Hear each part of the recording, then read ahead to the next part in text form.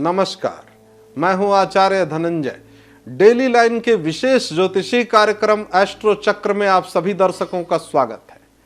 आज हम लोग चर्चा करेंगे वास्तु शास्त्र के अनुसार घर में सीढ़ियां किस स्थान पर बनवाई जाए।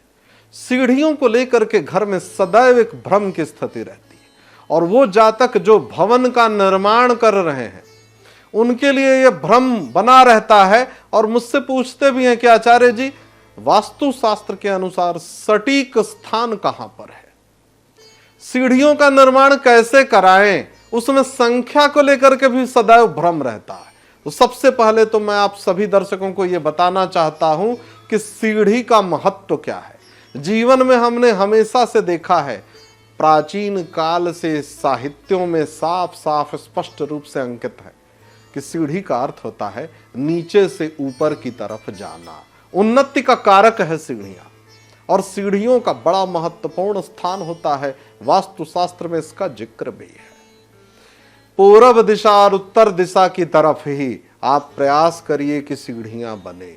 और सीढ़ियों में एक विशेष बात का ध्यान रखिए, सीढ़ियां यदि मुड़ रही हैं तो सदैव ये प्रयास करिए कि दाहिनी तरफ ही मुड़े। इस बात का विशेष ध्यान रखिए, बाईं तरफ ना मुड़े।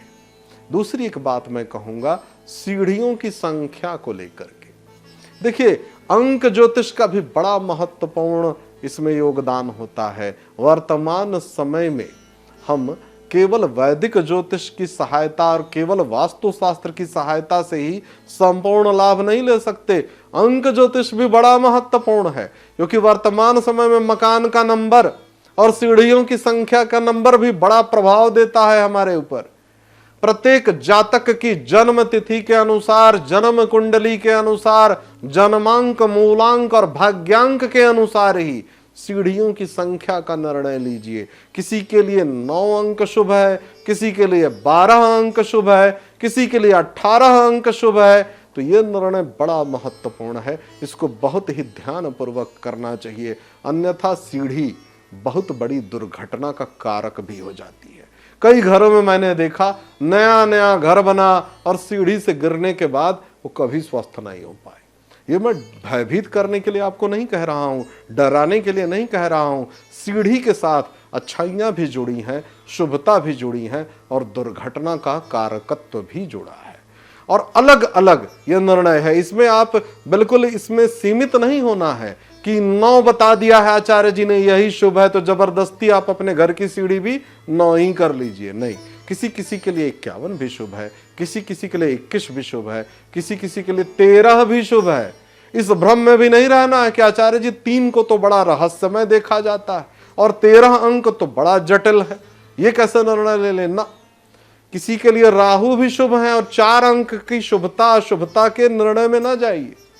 राहु का अंक हो या शनि का अंक 8 हो, आपको भयभीत और भ्रमित नहीं होना है। और अपनी जन्म कुंडली के अनुसार, वास्तुशास्त्र के अनुसार, अंक ज्योतिष के अनुसार आप ये निर्णय लीजिए, सदैव सीढ़ियां उन्नति का कारक होंगी और आपके घर में हर प्रकार की सुख समृद्धि विद्यमान रहेगी। किसी भी प्रकार का यदि कोई ऐसा निर्णय हो भी जाता है, इसके बावजूद सभी प्रकार के निर्णयों को लेने के बाद भी यदि आपको लगता है कि आचार्य जी कुछ न कुछ रह गया है, अब क्या किया जाए, ऐसे में आपको वास्तु यंत्र की स्थापना करनी चाहिए और वास्तु यंत्र का विधि विधान से पूजन करना चाहिए। वास्तुशास्त्र में इसका जिक्र होता है, इसकी पूरी विधि होती है। और वास्तु दोष निवारण यंत्र ताम्रपत्र पर ये आसानी से उपलब्ध भी होता है, तांबे पर यह अंकित होता है। इसको आप घर में ले आइए और विधि विधान से इसकी पूजा करके और इसको आप स्थापित कर लीजिए। घर के अंदर किसी भी प्रकार का कोई भी वास्तु दोष हो, इससे हमेशा हमेशा के लिए छुटकारा मिल जाता है।